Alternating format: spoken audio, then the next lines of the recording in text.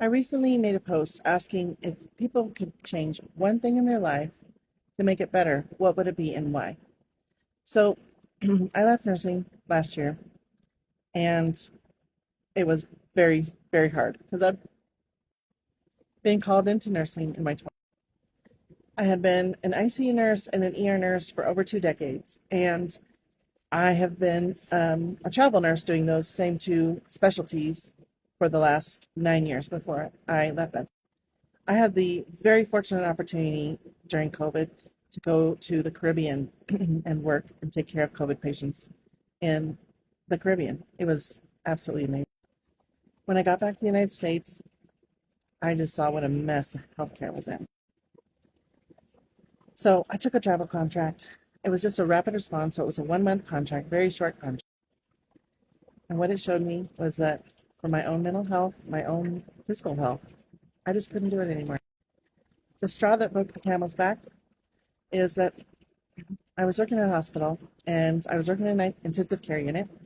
And nationwide, everyone knows that the maximum for intensive care for the ratio from nurse to patient is one nurse to two patients maximum. In this hospital, they were constantly tripling the nurses and they weren't providing break nurses, and usually the charge nurse had at least one patient herself. So on this night, I went in and I was tripled up, and I I essentially cried all night for my patients because it wasn't safe for them.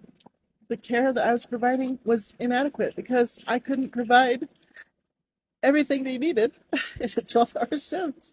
There's only one of me and there was three of them. And it wasn't fair to the patients, it wasn't fair to the patients' family members, and it wasn't fair to the nurses who are working and having a moral crisis every single night that they came in.